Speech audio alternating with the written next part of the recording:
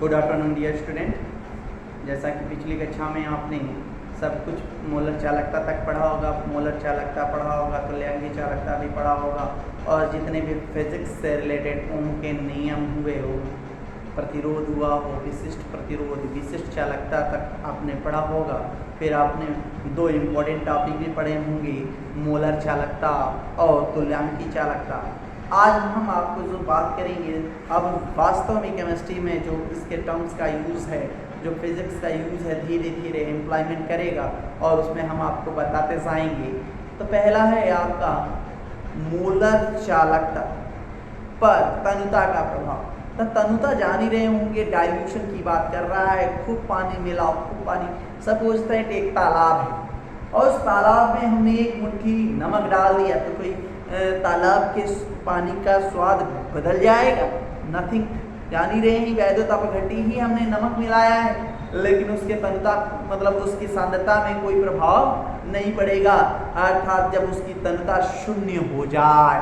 मतलब आपको एक चीज़ और जाननी है कि तनुता क्या है और तनुता का मोलर चालकता से क्या तात्पर्य है।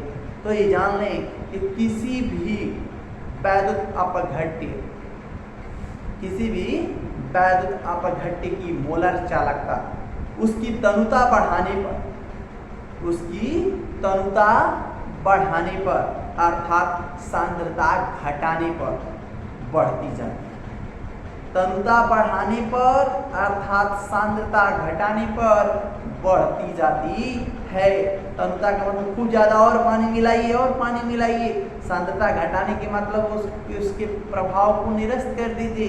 कहने का तात्पर्य है कि यदि हमने किसी बिलियन वैद्युत अपघट्य के बिलियन की सांद्रता 0 रख दी, 0 का मतलब अनंत तनुता पर हम लेके गए, किसी वैद्युत अपघट्य के बिलियन की तनुता अनंत तक बढ़ा दिया, तो उसकी सांद्रता, उसमें वैद्युत अपघट्य पदार्थ की सांद्रता क्या हो जाएगी? शून्य हो जाएगी। वही उसका सीमांत मान कहलाता है और यही उस वैद्युत अपघट्य की अनंत तनुता पर मोलर चालकता कहलाती है। इस डिफिनीशन को अच्छे से जान लें, इसमें क्या क्या टर्म याद रखने हैं, कुछ टर्म्स को याद रख लें। पहला टर्म याद रखना है वो पहला कि किसी वैद्युत अपघट्य के विलयन की मोलर चालकता, हम जितनी बात कर रहे हैं उसको बात लिख दे रहे हैं। किसी वैद्युत अपघट्य की मोलर चालकता को कैसे डिफाइन करती हैं? तो लैम्डा एम, कैपिटल एम बतलाया होगा। मोलर चालकता उसकी तनुता बढ़ाने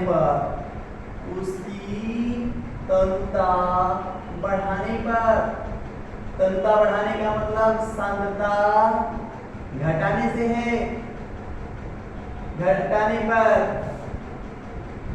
बढ़ती जाती है। तो मोलर चालकता पर तनुता का क्या प्रभाव है? तो कहेंगे जैसे जैसे उस वैद्युत अपघट्य विलयन की तनुता बढ़ाएंगे, उसकी मोलर चालकता क्या हो जाएगी? बढ़ती जाएगी।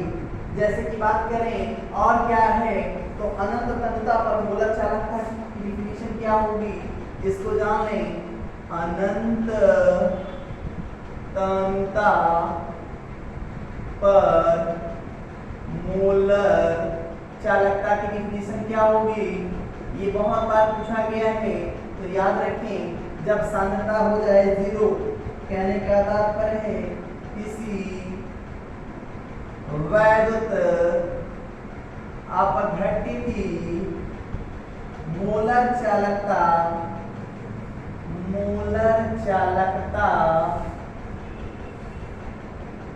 का सीमांत मान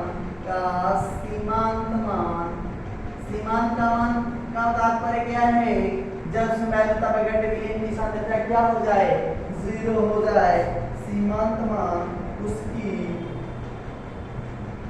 अनंत तनुता पर मोलर चालकता कहलाती है। मोलर चालकता इसको लैम्डा इनफाइनाइट एम से प्रदर्शित करते हैं। क्या लैम्डा एम इनफाइनाइट डायल्यूशन की बात करते हैं।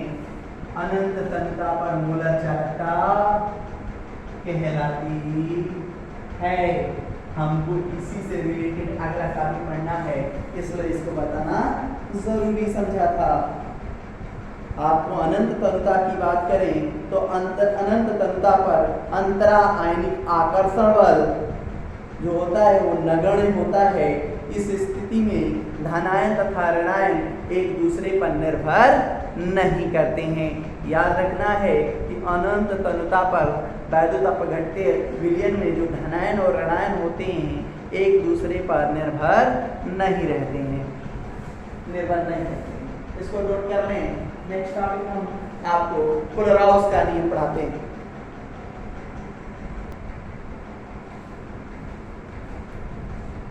अनंत तन्यता से रिलेटेड जो महत्वपूर्ण टॉपिक है कोलोराउस का नियम उस पर डिस्कस कर रहे हैं। तो ध्यान लें कोलोराउस का नियम क्या कहता है। किसी वैद्युत अपघट्य की अनंत तन्यता, फिर से बार बार कह रहा हूँ, अनंत तन्यता का तात्पर्य क्या है, वैद्युत अपघट्य विलयन की जो सांद्रता है वो शून्य हो जाए, मतलब इतना ज़्यादा डाइल्यूटेड हो उसमें कि धनायन ऋणायन एक दूसरे पर निर्भर ना करते हों, उसे ही अनंत तन्यता पर कहेंगे। किसी वैद्युत अपघट्य की अनंत तन्यता पर मोलर चालकता उसके धनायन तथा ऋणायन की अनंत तन्यता पर मोलर चालकताओं का कुल योग होती है या कुल योग के बराबर होती है।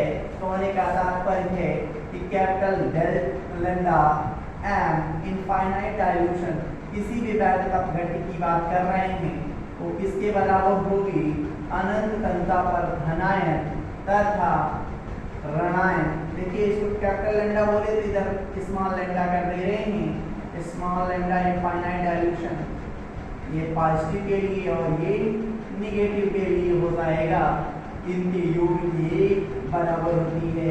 आप कहें सर कोई एग्जांपल लेके बताइए, तो हम कह रहे हैं कि प्रबल वैद्युत अपघट्य में कोई अम्ल ले लिया, हमने हाइड्रोक्लोरिक अम्ल ले लिया है जो कि एक प्रबल अम्ल है, अर्थात यह क्या है, प्रबल वैद्युत अपघट्य है।